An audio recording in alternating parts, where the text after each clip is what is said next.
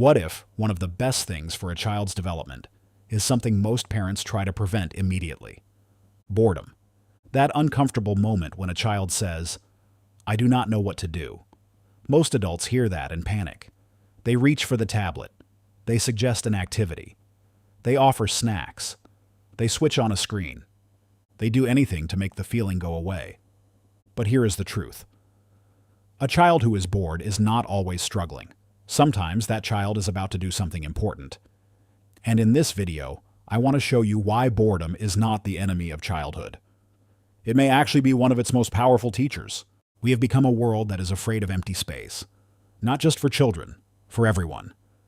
The second there is silence, we fill it. The second there is waiting, we distract ourselves. The second there is discomfort, we escape. And because adults have become uncomfortable with stillness, we often assume children should never have to experience it either. So when a child says, "I am bored," we treat it like a problem to solve. But boredom is not always a problem. Sometimes it is a doorway. A doorway into imagination, independence, creativity. A doorway into a child discovering what their own mind can do when nothing is handed to them. And that matters more than most people realize. Let us clear something up. When a child is bored, it does not always mean they are unhappy. It does not always mean something is missing. It does not always mean you are failing as a parent. Very often, boredom is simply what happens when the mind is no longer being fed from the outside. And that is the exact moment when the inside has a chance to wake up. That gap between external stimulation and internal creation is where something beautiful starts to happen. The child begins to think. They begin to wonder. They begin to look around and ask, "What could I do? What could this become? What happens if I try this? What else is possible here?" And those questions are not small. That is the beginning of creativity. The problem is, from the outside, it does not always look impressive.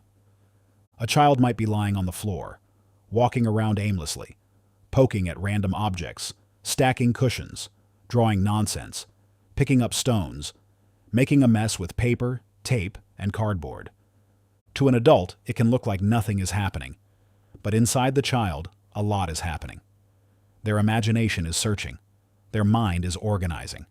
Their curiosity is waking up. Their brain is trying to generate something from empty space. And that is a massive skill. Because one day, that ability becomes innovation. It becomes problem solving. It becomes original thinking. It becomes resilience. It becomes the power to create instead of constantly consume. This is where many adults accidentally get in the way. A child says, "I am bored," and within seconds, the rescue operation begins. "Do you want the iPad? Go watch something. Let us go buy something. Here, eat this. Do this activity. Play this game." Now, none of those things are evil on their own. That is not the point.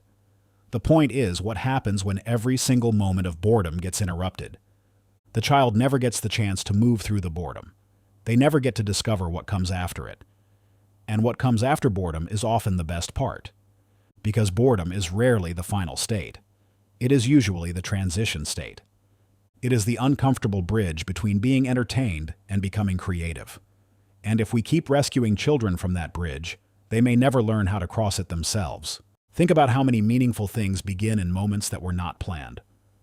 A child gets bored and starts drawing, not because anyone told them to, not because it was scheduled, not because it was part of a lesson. They draw because their mind needed somewhere to go. Another child gets bored and starts kicking a ball for an hour. Then they do it again the next day. And the next. And the next. Restlessness becomes practice. Practice becomes skill. Another child gets bored and starts reading. Then keeps reading. Then falls in love with stories. Then starts writing their own. Another child gets bored and starts experimenting. They mix things, build things, break things, test things, ask strange questions, and out of that come thinkers, creators, athletes, artists, inventors, writers, researchers. Not because boredom magically creates greatness, but because boredom creates space. and space allows thought. And thought, when it has room, turns into something. This is the part that really matters. Children do not just need activities. They need room. They need unfilled time, unstructured moments, quiet gaps where nobody is telling them what to do next. Because that is where they begin to meet themselves. That is where they discover what interests them, what excites them, what absorbs them, what kind of world they can build with their own mind.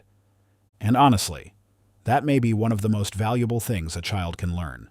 This matters even more today because we are raising children in a world of endless stimulation. Screens, notifications, short videos, fast rewards, constant noise, instant entertainment. Everything is designed to remove friction, remove waiting, remove stillness, remove boredom. But when a child never experiences boredom, they may never build the muscles that boredom develops.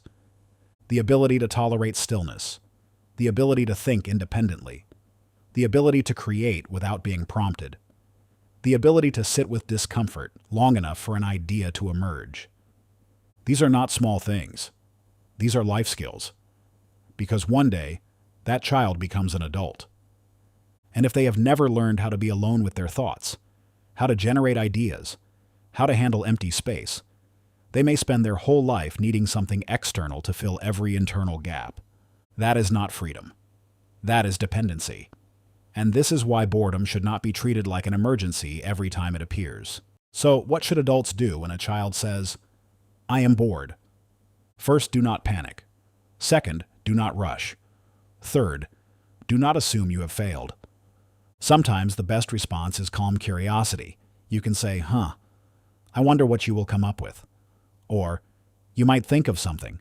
Or simply, that is okay.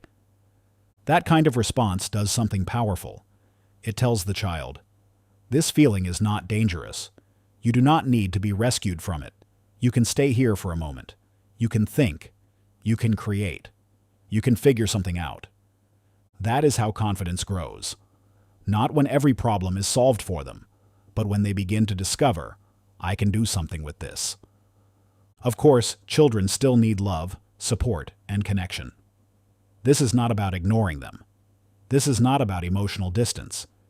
This is not about leaving them stranded. It is about knowing the difference between support and over-interruption. Sometimes support means sitting nearby while the child works their way through the empty space. And then, often, something appears. A game, a story, a drawing, a question, a strange invention, a new idea, something that would never have appeared if the silence had been filled too quickly. When a child gets bored, they may find like-minded friends, start a band, and one day become a world-famous rock group like Bon Jovi. Or they may begin reading, fall in love with stories, and grow into a great author like J.K. Rowling. Or they may follow their curiosity, experiment, ask questions, and become a brilliant scientist like Albert Einstein. Or they may spend hours kicking a football simply because they have nothing else to do. And that passion may one day grow into greatness like Ronaldo or Messi.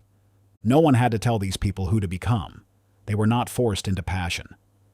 Often, it began in ordinary moments of boredom, when they chose to do something with that empty space. In that boredom, they discovered an interest, developed a passion, and followed it relentlessly. So the next time a child says, I am bored, try not to hear it as a crisis. Try to hear it as a beginning. Because boredom is not always emptiness.